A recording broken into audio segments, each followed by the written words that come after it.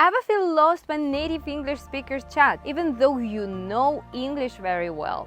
Their conversations seem too fast for you. No worries, today I'm going to share 5 secret rules that they never teach you in school but are super essential if you want to really understand native speakers. And if you ever wondered why you can understand English but cannot speak it fluently, I have a video where I explain a hidden reason that's holding you back. So grab a pen and a paper, we are ready to dive in.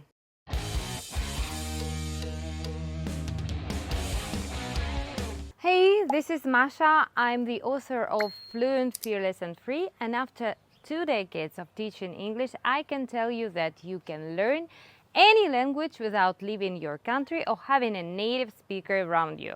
It's all about prioritizing, becoming fluent as if it were as important as feeding your child. I never doubt whether to feed my baby or not. What happened to me was that through daily repetition, also complemented with reading books in English, the words got imprinted in my memory and I started observing the idioms used by native speakers.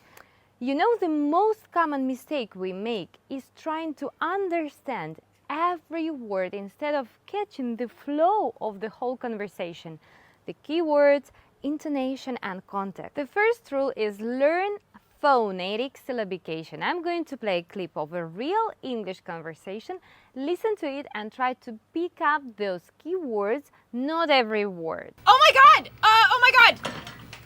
Fire! Oh, fire! Oh my goodness! What's the procedure? What do we do, people? Phonetic syllabication occurs when the last sound of one word blends with the first sound of the next word, making 2 words sound like one. Oh my god! Oh my god!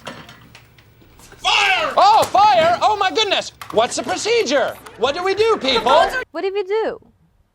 What do we do? What do we do? What do we do? Dead! Oh, how did that happen? It's out in the hall. No, we don't know that. The smoke could be coming through an air duct. Oh my... How did that happen?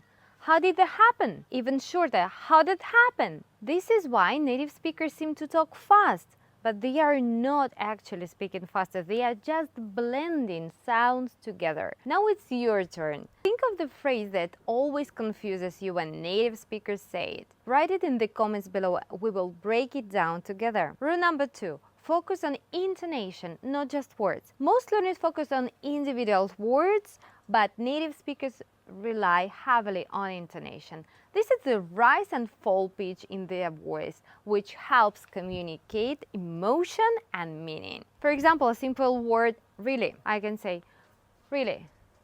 Really? When the intonation is falling down, it's like affirmation. But when it is rising pitch, it's curiosity or question, right? Or a simple word, what, can have many meanings depending on how it's said.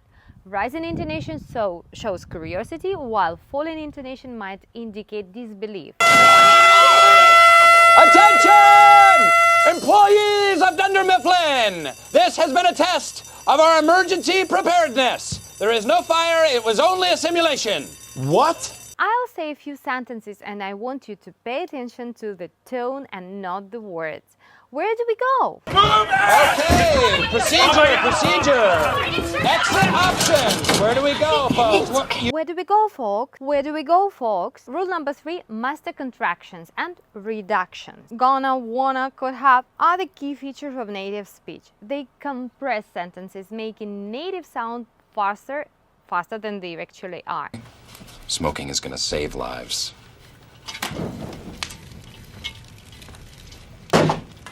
Today, smoking is going to save lives. Becomes is gonna. Going to becomes gonna. The sentence might sound more like smoking is gonna save. Smoking is gonna save lives. Repeat after me. Let's break down the sentence and see how it flows when using contractions. Smoking is gonna save lives. Smoking is gonna save lives. Smoking is gonna save lives. Number 4. Think in phrases, not words.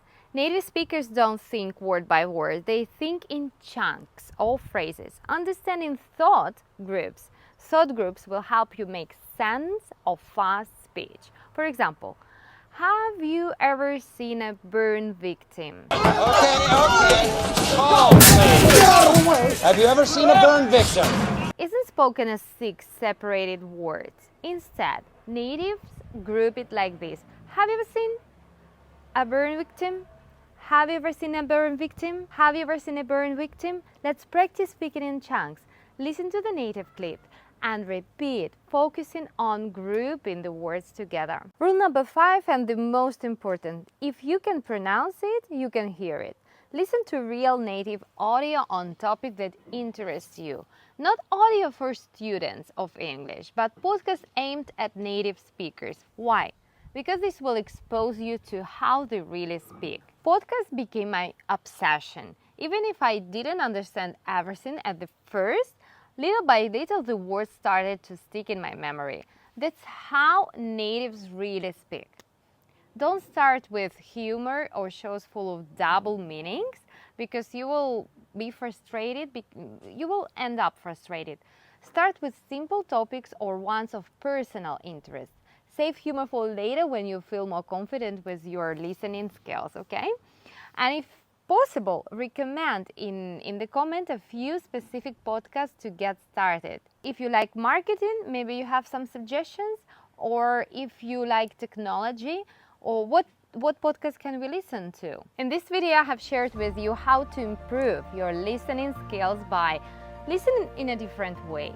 Remember, it's not about understanding every word, but about grasping the overall meaning and getting your message across finally. If you want to speed up your fluency, subscribe to the channel and turn on notifications so you will never miss valuable content. And I invite you to watch my next video, 3 easy steps how I overcome speaking English fear, where I share exactly the steps to beat this fear and become a confident speaker of English.